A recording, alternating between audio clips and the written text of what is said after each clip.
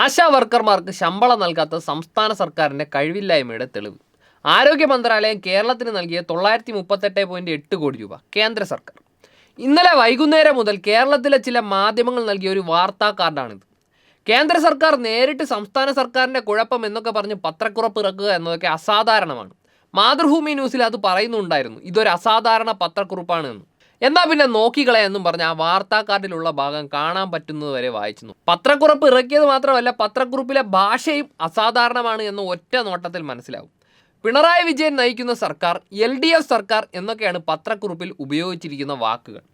Press information ബ്യൂറോയുടെ പത്രക്കുറിപ്പുകളിൽ സാധാരണയായി മോദി സർക്കാർ, പിണറായി സർക്കാർ എന്നൊന്നും ഉപയോഗിക്കാറില്ല. ഇതൊക്കെ നമ്മൾ കോമണായി ഉപയോഗിക്കുന്ന പദങ്ങളാണ്. ഇത്തരം ഔദ്യോഗിക പത്രക്കുറിപ്പുകളിൽ government of India, government of Keralam എന്നൊക്കെയാണ് ഉപയോഗിക്കുന്നത്. എന്നാൽ പിന്നെ ഇതിൻ്റെ പൂർണ്ണ രൂപം ലഭിക്കാൻ വേണ്ടി ഗൂഗിളിൽ തിരഞ്ഞു. ചില മലയാള മാധ്യമങ്ങൾ ഈ നൽകിയിരിക്കുന്ന ഒരു ചിത്രം റിപ്പോർട്ട് ചെയ്തിട്ടുണ്ട് എന്നുള്ളതല്ലാതെ പൂർണ്ണ രൂപം ഒരിടത്തും നൽകിയിട്ടില്ല. ഇത്ര രൂക്ഷമായ ഭാഷയിൽ കേന്ദ്ര സർക്കാർ ഒരു സംസ്ഥാന സർക്കാരിനെ വിമർശിച്ചാൽ അത് എല്ലാ പത്രങ്ങൾക്കും വാർത്തയാവണം. പക്ഷേ ഒരിടത്തുമില്ല. വാർത്താ ഏജൻസികൾ പോലും റിപ്പോർട്ട് ചെയ്തതായി കണ്ടില്ല.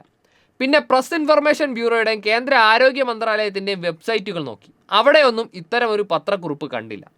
അപ്പോൾ പിന്നെ ഇത് എവിടെ നിന്ന് വന്നു? ഒടുവിൽ അതിൻ്റെ പൂർണ്ണ രൂപം ലഭിച്ചു. ഇതിലെ കോമഡി എന്തെന്നാൽ, ഈ പത്രക്കുറിപ്പിൽ ഒരിടത്ത് പോലും ഇത് കേന്ദ്ര സർക്കാരിൻ്റെ പത്രക്കുറിപ്പാണ് എന്ന് പറയുന്നില്ല. ഇനിയിപ്പോൾ കേന്ദ്ര സർക്കാരിൻ്റെ പത്രക്കുറിപ്പൊക്കെ മാതൃഭൂമിയിൽ അച്ചടിച്ചു തുടങ്ങിയോ എന്നുള്ള കാര്യവും സംശയിക്കേണ്ടിയിരിക്കുന്നു. ഇതിൽ നിന്ന് ഒരു കാര്യം വ്യക്തമാണ്, ഇത് കേന്ദ്ര സർക്കാർ ഇറക്കിയ പത്രക്കുറിപ്പല്ല.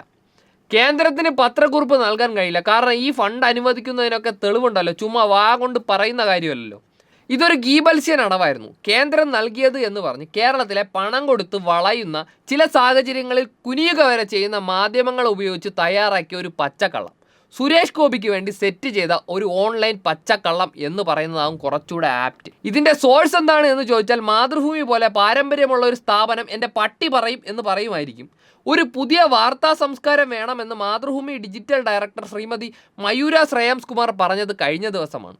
ഇത്ര പെട്ടെന്ന് മാതൃഭൂമി ഇത്തരം നിലവാരത്തിലേക്ക് എത്തും എന്ന് കരുതിയില്ല. വലി തൊലിയെ ബാധിക്കരുത് എന്നാണ് കേരളത്തിലെ മാധ്യമങ്ങളോട് പറയാനുള്ളത്. എല്ലാം ജനങ്ങൾ അറിയുന്നുണ്ട് കേട്ടോ.